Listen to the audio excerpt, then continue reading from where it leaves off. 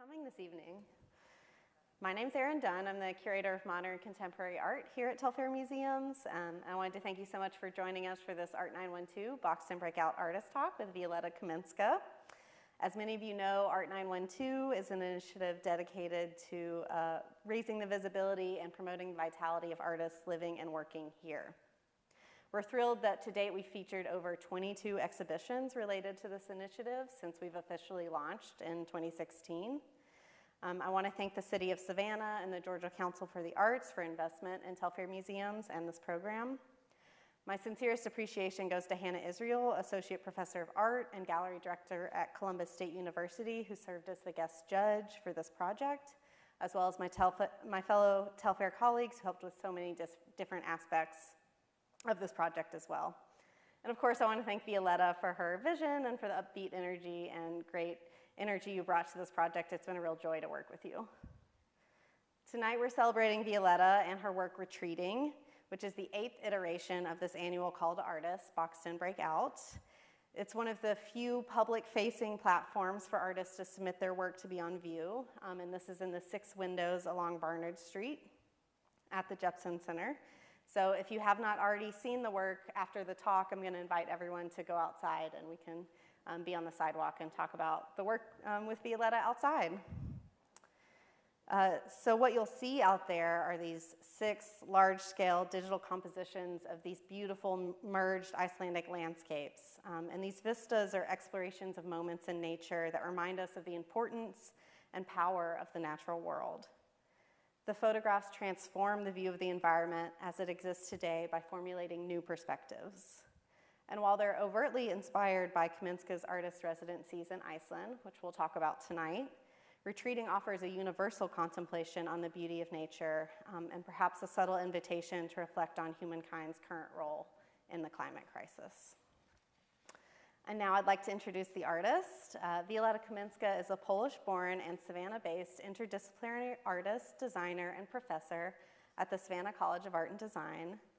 She received an MFA in design from California College of Arts in San Francisco, an MA in applied linguistics from Warsaw University in Poland, and a BA in ESL teaching from Gdańsk University in Poland. Her work ranges from photography, drawings, paintings, to motion graphics, film, video, and animations. Her meditative video landscapes are both a study in perception and stillness, and a visual reflection on the intersection between nature, technology, and culture. Her video installations have been shown internationally in arts festivals, gallery exhibitions, and conferences. And tonight during our talk, you're going to be seeing kind of a loop of images, some from her residencies in Iceland, as well as some of the video work of Violetta's. And we're not going to have the sound on just so that you're able to hear us. But if you'd like to see the videos with their full sound, you can always go to Violetta's website or watch them on Vimeo. And I'm sure after you see them tonight, you're going to want to look them up as well. So we're thrilled to have the works on view in the windows and to dive more into Violetta's career. So I'd like you to please join me in welcoming Violetta to the stage. Thank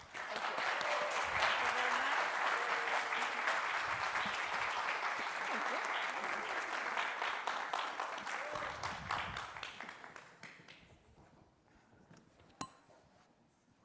So already we're starting with some really fantastic images, some bird imagery that I was really excited to talk about as part of this talk. So one of the first things I learned about Violetta is that she is essentially a bird whisperer. In 2020, she made friends with an owl in Forsyth Park, and WSAV, I believe we have the reporter here tonight, produced a segment about Violetta's connection with this particular bird. And it's just a really great watch, so I hope that you all look up this clip later. But I think just this little tidbit about you is a good lens into how you operate within and observe nature as part of your kind of daily life. And it's often the subject of your artwork as well. So I think we'll probably address this question throughout the talk tonight, but I wondered if you could speak to the role that nature has played within your life, and maybe more specifically to kind of the different areas and places that you've lived and how nature has been reflected in your work from your time there. So thank you, Erin, and thank you everybody for coming and joining us. I think nature, first of all, I strongly encourage everyone to visit Forsyth Park at some point. soon, this week, because there are baby owls right now at the Foresight.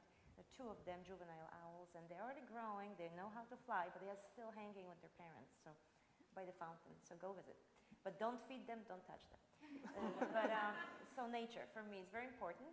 I was born and raised in a small town in Poland, in northeast, and it's a very beautiful town. Tiny, small town, but surrounded by lakes. So if you think of Michigan, probably, or in England, Great Lake area, that would be similar. And my mother used to take me on walks. So since I was a little kid, I would go on walks, and she would point at plants or animals. I really loved that. And then I remember drawing, always drawing animals. So I think that's where it started for me. And it became part of life, and I lived in different cities. And as we know, urban landscapes they all have nature, one way or another, but sometimes they can be limited when it comes to greenery. So I always sought greenery and any signs of wildlife I could find in urban landscapes. And I was lucky to live in places like San Francisco. I always talk about San Francisco. Those of you who know me know that. I mentioned it many times. But San Francisco is very close to my heart in California, but also because of its landscapes. And although it's a small city, really, 7 miles by 7 miles, but you have a very strong combination of wildlife and urban life. It's all mixes. So I love walking in any kind of landscapes and looking for little birds or observing that. And especially when we all live very fast-paced life, it helps me to move through my day in a meaningful, I like to think it's a meaningful way and relaxing. So when I try to get from point A to point B really fast, I like still to pay attention what's around me because it really relaxes me, and there's a lot to see. And that's something about my work. I really don't, my work is very simple in many ways, and I bring elements. I like to take footage, take photos, but the environments that are very plain, and very often those are environments that I experience on a regular basis. Sometimes it's the same path. I take it, many times, and one might think that after, walking a certain path, like when we go to school or to work, same path, it's just very mundane route. But I always think that there is something exciting to discover. So that's also part of my practice, which I'm sure we'll get to, that I walk the same path. And the more I walk the same path, the more I learn about it and discover exciting things. Have you been inspired by your time living here in Savannah and this landscape? Yes. Some of the work already was, I mentioned earlier when we talked, some of the work was shown in Europe Museum. It was inspired by my walks at Skidway State Park. So so there's a lot of that imagery, and I'm fascinated. I love alligators from the distance. So when I moved to Savannah, birds kind of took a seat back, and I was looking for alligators from a safe distance, and then I learned something about alligators, that actually they are related to birds. So I was reading, it was UC Santa Cruz research lab. They did a research on alligators, and they were looking into prehistoric creatures, and they found out that birds and alligators are the closest relatives looking back. So I think it's fascinating. So now it all makes sense. And that's something we'll return to as well, as this very kind of research-heavy side of your work, and everything I've learned about is kind of very much done with intentionality, including kind of titling and thinking through stories or poems that are attached to things you're working with, which I think comes across in your project Retreating as well. So I thought we could dive a little bit more specifically into the work that's on view in the windows, and this is part of a larger kind of multimedia project. So this is only one aspect of this, and you'll continue to see more from Violetta surrounding this project as well. But I wondered if you could elaborate a little bit on your 2 artist residencies in Iceland. So you took both of them in 2022, and I think they were postponed from an earlier time. And then so talking about your residencies, and then I love the title of the series too, Retreating, and wondering if you could kind of speak to what we were talking about earlier, some of the negative and positive connotations behind that title. I know we have limited time, and I like to talk, but I'll try to condense it. So I I was selected, I applied for 2 artist residencies, hoping I will be selected for one, and I woke up one day to an email that I was selected for one, and the next day I woke up to another email that I was selected for the other one on the same month. And, but I managed to get them on 2 different months, June and July, and I was supposed to go to Iceland in June and July 2020. But because of COVID, I couldn't, so that was postponed till 2021. But because of different regulations in different countries, that was also postponed for me 1 more year. So that's why I went last year. And first residencies was an interesting combination. I'm really glad that was the order I did the residency. So the first one was SIM. It was in Reykjavik. And it was a residencies where in a building, there were different studios and rooms and different artists resided there. So there were, I think, about 10, maybe 15 of us from all over the world.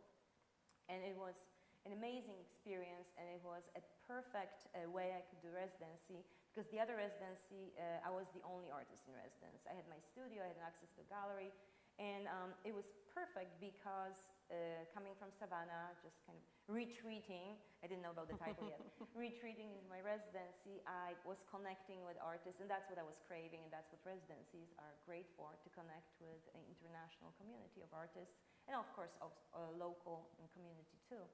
So there were lots of interesting conversations on regular basis, because in the same building we live. So you don't always spend time together 24/7, but you see each other. Sometimes you go out together, but you see each other in the building. So very spontaneous conversations take place, and you learn about a lot about each other. But also in Iceland, it was nice because I could travel. We could travel together.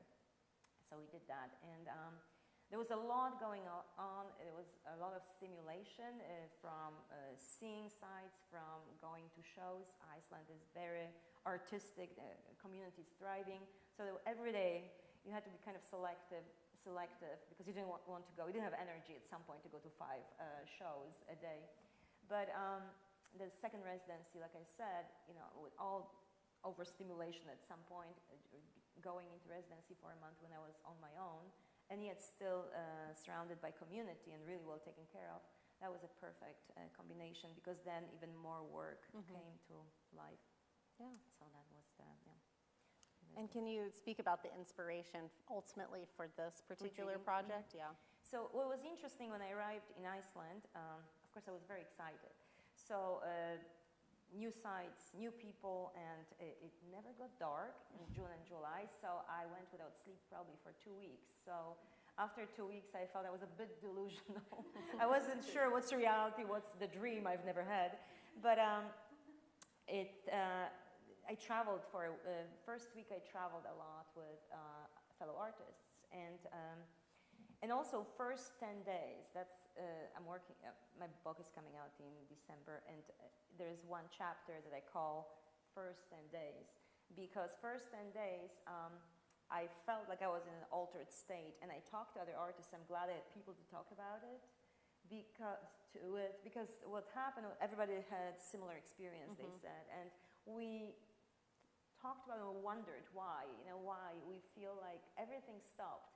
And very often when my work was shown, I remember at some point at Fort Mason years ago, my videos, and I had a few people from the audience come and talk to me, and they would say, I try to meditate, and I really have a hard time just going into that meditative state without forcing myself to be still.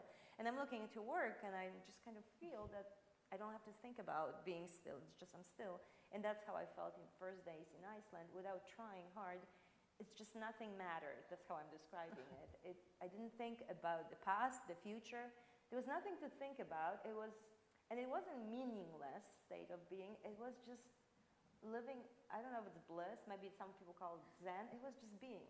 And it was the best state ever, I remember, the first 10 days. So without pressuring myself that I have to produce work, it's just living there and experiencing everything around.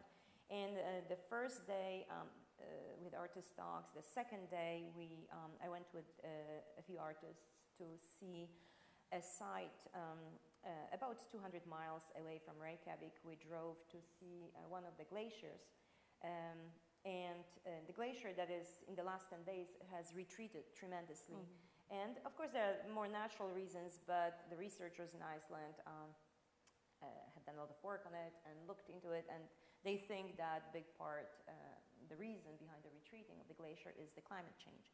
And so Iceland, I think, whole Iceland is made up of 1/10 of glaciers. So all the glaciers are retreating pretty fast right now.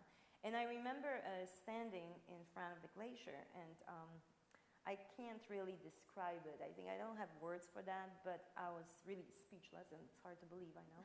But I just couldn't believe it at that sight. It was something bigger than life, and I remember there was an information board. I read some information about it, and pictures how it was retreating over the course of years. And something happened to me. I felt this sadness because I thought the glacier is retreating. And I think because of my linguistics background, I operate with metaphors, and I always look to language. So, and maybe I'm trying to understand a lot of things, so that helps me kind of looking into language. And I was thinking, well, it's like society. Now it's going to be grim, but I promise it will get lighter. I felt like, as a society in many different areas, we've been evolving for such a long period of time, but it seems like we are retreating, in different areas of our life. And it's really sad, I thought. It took us so long to evolve, and we should continue evolving. And I thought, that's like this glacier. And but then I thought, but maybe there's always hope, I thought, because I'm surrounded with amazing people here, this community, very supportive.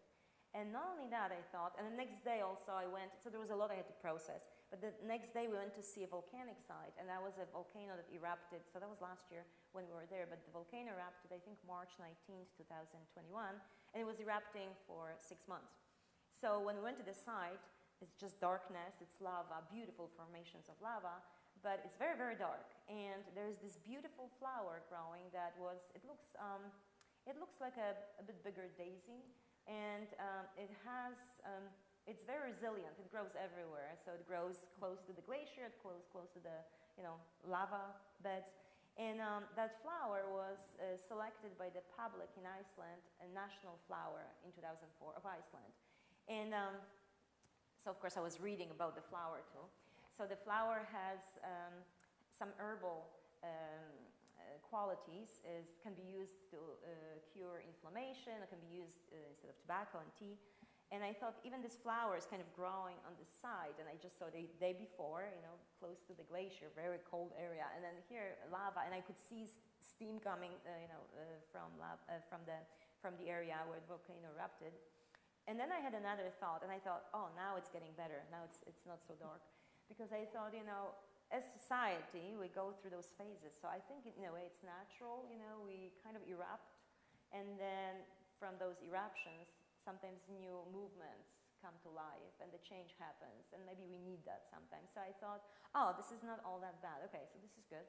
So I thought, now I have to think about it some more. So I did some more reading. I looked into the origin of the language, and I was looking into some research done in Iceland when it comes to geology and climate change. But I also was spending a lot of time in libraries, National Library, and I'm sure everybody was very patient with me. I'm sure that they must have been tired at some point. I kept asking questions. They were so kind to me. They were translating different poems. I was allowed to enter a research room where I was presented with only one copy of a book by local poets, and that was a breakthrough too for me, because there was this poem I read, and it really spoke to me. And the poem, English translation, was Here and Now, and it talks about some bad things happening, and we are here and now. So past was there, and past might be coming, and future is coming. But anyway, it was all coming together for me. It made sense, and that's how I thought. That's the title for my project. Yeah. I didn't know then yet that it was going to be a really big project. I thought maybe it's going to be a video, maybe it's going to be a series of paintings, and I realized probably within 2 weeks that this is just growing and expanding, and it continues. Right, yeah. And we'll kind of speak to that continuation a little bit, but just thinking through your process when you're out in the landscape, are you taking photographs and videos in that kind of like first instance of seeing something and then processing it later of how you want to use it? Or is it something where you kind of return to these sites over and over as you develop what you think the work is going to look like? If I can return, I would. It was a bit different in Iceland because we would drive a few hours, you know. And, you didn't have control over your schedule necessarily. And it was, I have to say, I wanted to take more. I have thousands of photos and videos from Iceland, but I wanted to take more. We really narrowed it down for you guys. Yes, yes. And the puffins, look at the puffins. Yeah, I've been searching for them for 2 months.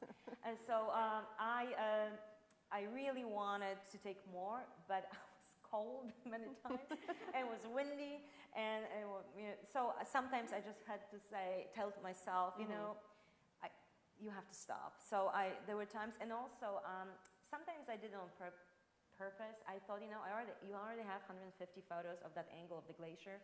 Just let it go, let it go. And I thought, I don't even know what I'm going to do with this, right, yet. Yeah. And I know that probably the next photo I'm going to take will be that photo, so I cannot miss that chance. But at some point I thought, I really have to look at it, you know, with my eyes, because I'm feeling like if I keep taking photos, I'm going to miss lots of moments. But I have to say, I would go back to the studio, I would look at photos, and I just couldn't believe what photos I took. I thought, is it really what I saw?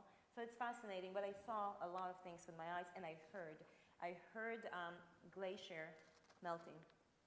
It's a very delicate sound of water dripping, and you know it's melting. So this is not a story, this is something you experience, and I think that's why it was so overwhelming too. Because, of course, it's not water running, you know, but if you are quiet, and there was no other, you know, there was nobody there. It was only me and the 3 artists I went with were somewhere else. They walked, so I couldn't even see them.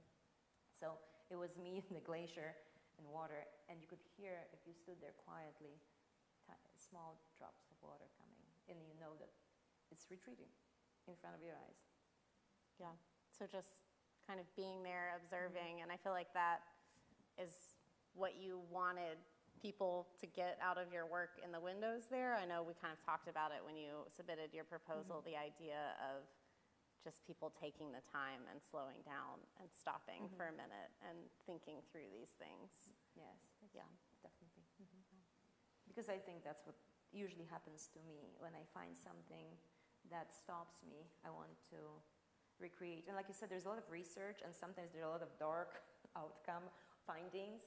But it's interesting, I think, the findings, I filtered them, and then, you know, the work is not as dark at the end. So very often, if somebody doesn't know really what I have been through researching and kind of processing, so I like it. I like to filter it through, because the goal is really, there's only one goal, to stop, to pause. Through them. Yeah. Do you think you use beauty as a tool to draw people into your work, or is that just what you feel like you want your work to look at? I don't think about it, and I don't even think about the word beauty, because I feel it's subjective, but maybe it's my aesthetic, but I think what captivates me, there's in nature, I guess we can call it beauty, right? So there's something, you know, it's like this little owl sitting on a branch, you know, and staring at you, and I think it's just outstanding. Something that happened years ago, I think it was like 2014, I was doing research, I was working on my thesis in San Francisco, and I came across, I was wondering about it. I was thinking, am I going to just take photos of birds for the rest of my life? I mean, I don't know, I mean, that's fine, but how does it relate to my practice? I was asking myself, why am I drawn to birds? Besides that, you know, they're amazing, but how do they relate to my artwork? And then I thought, of course, metaphors came, because birds, and it started with great blue heron. When you look at great blue heron, very often you have to look again, because you notice this thing is standing still, not moving. And there's a meaning behind that. It has to survive. So it has to catch food, right? Or it has to be very observant. So I think that as humans, we have to slow down. I'm probably the last person to talk about slowing down, but we have to pause so we can reflect, you know, we can recharge, so we can move forward successfully. And I remember I was doing this research, and I came across studies, and it was Stanford psychologists. They were looking into nature, or they were looking more into looking at patients and society in general, the pace of our living. They were trying to figure out how we can slow down, because that was really crucial. They found out in practice, that's the problem we all have, that we just keep going and going. And there's not really much anymore that can really slow us down because we are so overstimulated visually and audio-wise. Nothing really surprises us anymore. So, but the only thing they found out was nature and music, actually. And it's the sense of awe that we can experience through that. But it's not necessarily a little cat walking in the street. That won't stop everyone. The sense of awe we can experience, for example, from seeing a whale. So that would really stop us, you know, and without thinking, we would stop. And just today, we were talking about my other extension of my retreating project. I've been looking into the word tranquility, which came up many times during my trip in Iceland, descriptions of the botanical garden and so on. And I was looking today into that word, and that word shows up in many different areas of our life, even in the American Constitution, domestic tranquility. And so what's interesting about that word is that if we experience tranquility, we can pause. And now psychologists say it's really not music so much, but it's really nature. And they call it, there's a theory, they call it soft excitement, because you don't want too much excitement. If you're too excited, you're overstimulated. So soft excitement, nature, you know, can provide you with that. So anyway, I hope that you all can experience soft excitement when you look at my work. Yeah. Because it's going to be a bit late, you know, so I don't want them to get too excited. Yeah, that's a fantastic phrase. We have to keep using that. Yeah, could you dive in a little bit? I just love the way that research and, you know, just making the work kind of intersect in your practice. And when you're doing research for a project, is it this long, lengthy period where you're hanging out in libraries for weeks at a time? Is it something you just find something that inspires you that then launches you into, you know, creating a new series of paintings or videos? Or could you maybe give an example of how that's? So it's like, you know, you probably all experienced that if you were doing a Google search, you're looking for something, and then 3 hours later you realize you're still searching for something else right now. So for me, it's not necessarily Google search, but I like to connect, and it's sometimes I don't know it's going to happen, so I start reading about something, and I like in the morning to read a little bit, just a little poem maybe, you know, with my cup of coffee, because the day will be really busy. A little soft excitement. That's my soft excitement, but I don't want any voices in my head, so it's very quiet, and it can be a few lines, you know, that's my beginning of the day. And sometimes there's this word that stands out. And then I might reach out for another book, or I might remember I read something, or I might remember that photo, and I look into that. And so I connect, I always call it about connecting the dots. The library, so another example would be, I mean, in Iceland, I was going to a post office or a bookstore to buy stamps because I was sending postcards. And I saw on a building, there was this, some sort of board insert, and there was information, and it was in English too, about an artist, and she wrote about nature, and her book was published late in life, and she was never trained as a painter, as a writer, and she lived a very simple life, and I don't know, something was there, I wanted to learn more about that person, and it was impossible to find any information, so I asked people at the residency, and I was determined, so some people still, that person is already gone, but they knew that person and explained to me the story that this was somebody who just published this one book and it was so successful. So I went to the library and I started researching that artist, I started, you know, talking to people, and that's usually what it is for me. But I go for long walks, and that's the thing. I keep walking. I'm on a loop when I walk, so I can go on one walk, and then I use the same route. It's never boring. So I find something right there, and then I really look a lot. I like researching the origin of the words, and I look into language, the origin of that, and I like to connect that. I look into history. I read the news. I try not to read too much daily, but I read the news, and that also, I bring it to my work. I would look back into history and try to connect that, and I think it's always about those connecting the dots, and it's always, I like to learn about something. So owl, I wanted to know what barred owls are like, how they live, because I wanted to know how much time I have with a baby owl in the park before it leaves. So I learned a lot about that. So, and then I create a little video that I will try to portray something metaphorically. But I think it's always metaphor. Yeah. And you were telling me about a poem for one of your works that was included in one of the video pieces, and a woman came and saw the work, and it was a poet that she didn't think many people knew about, and was so surprised that it was featured in Yes, yours. it's one of those videos here. The scenery is kind of surreal. You'll see at some point when it looks smoke coming out, and it looks very barren land. And I was looking. It was hard to find Icelandic literature in English in Iceland, and in Akureyri, that was the second residency. It's the north side of Iceland, West Fjords, with a beautiful botanical garden.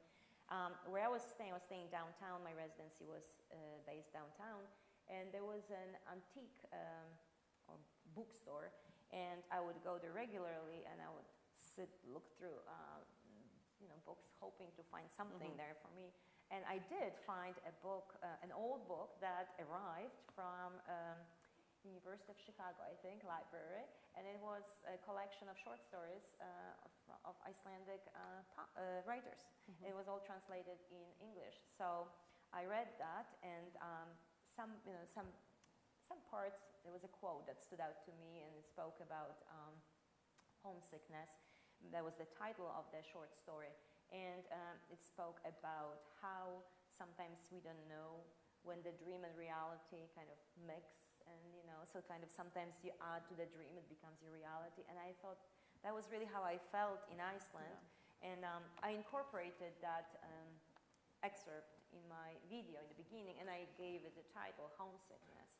And when I had a solo show in Akureyri, the gallery, mostly local artists and locals came to see the show, and there was this person standing, and we chatted, and then she started crying. She said she hasn't read it for a long time. She didn't even know that somebody would know that story, and it's kind of forgotten artist. So there was a lot of appreciation also for the fact that I used, I kind of related to Icelandic artists. So yeah.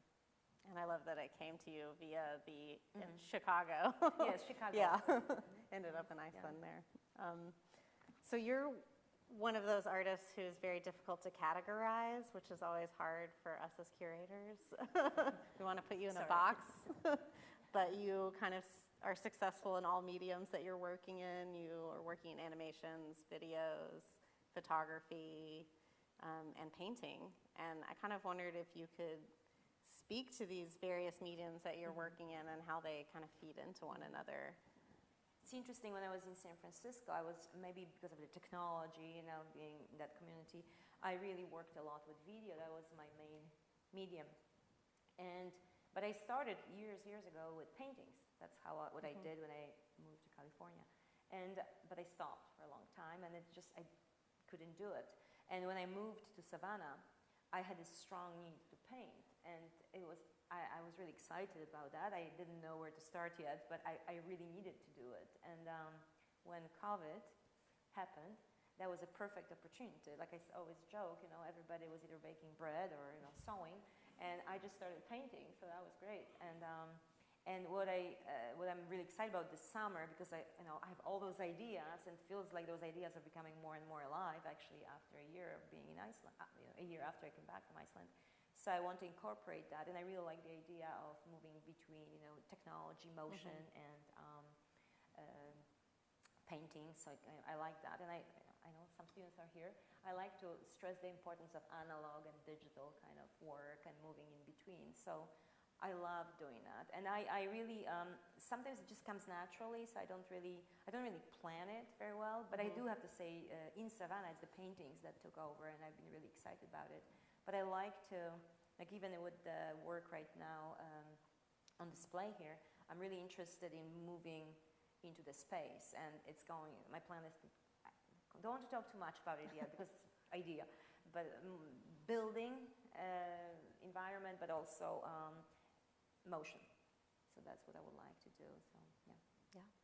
Well, I think it was really exciting when you submitted your proposal for this project, because it was the first time that we've had photography on view in the space, because it's a very difficult space to put work in anyways, and so we had always kind of, it hadn't been a natural assumption that photography could necessarily work there, but the way that you've done it as these kind of banners fitting within the forms of your work. Just it looks really spectacular, and I think it works really well.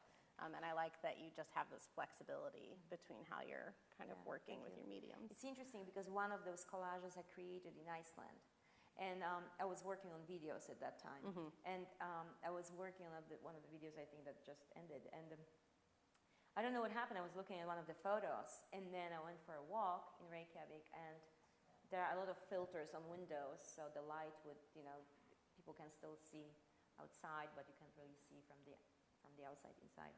And I was fascinated by plants peeking through, and that was the idea of, and then it was just after I saw glacier, so this idea of the environment and, what's happening, where are we going, who knows, but also the beauty we have, and so I had this idea. I remember I was working in the middle, I was working on a video and installation, and I thought, but what if I try? I just need to do a quick study, and that was my first study. And I didn't know exactly what I was going to do with it. I had no idea there would be more, but I was very curious about it. And I think that's what it is for me. It doesn't matter what medium I would work with. If it catches my attention, sometimes I have to give it some time because I don't know what it is yet, but it draws me. My attention is kind of, it takes my attention, but I go back to it. So when I came back to Savannah, and I was actually walking at Forsyth, and I looked at moss hanging, and it was kind of interesting, to come back from Iceland, very cold weather, to very warm weather, and moss hanging, and I was just thinking about all those environments, how they were merging for me together, and that's when I decided to create more of those collage series. And what I love about the display, when there was an open call, I thought it was a perfect place. I love sometimes moss is hanging right there, and even now I sometimes go and take photos. I love how different Icelandic landscape and Savannah landscape, they're merging, and they're just fine. So yeah. So does Iceland still continue to take up a chunk of your brain these days? Yes, a lot. And it's interesting because I make connections, and I think it always happens. That's the beauty of traveling. You make connections with people and just meet them, and you make connections. And the beauty of social media, Instagram, you can connect with artists from all over the world. So sometimes sending messages, and or some artists send me work or send me pictures from shows. So I feel like I'm still part of it, but and I still look through my photos and all those ideas I have. So Iceland.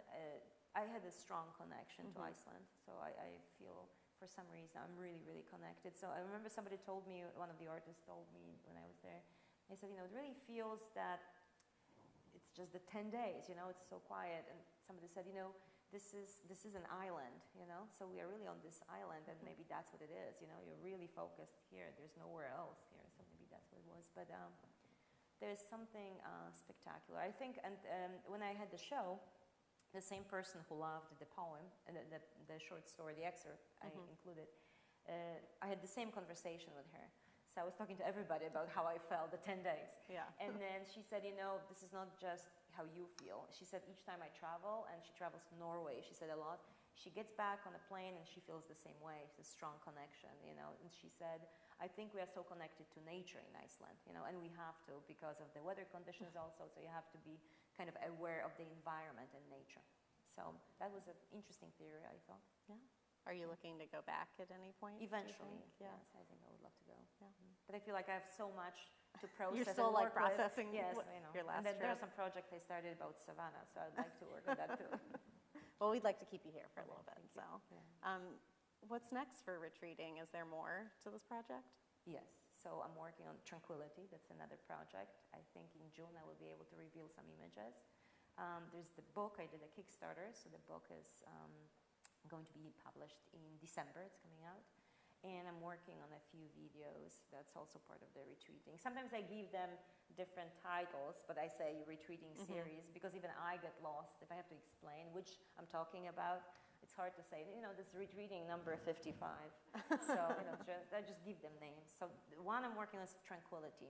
And it's interesting because everything seems to be blue. And if you ask me the question, it's not intentional. It just happens. Yeah. Everything's blue in my work. Most of my work will be blue.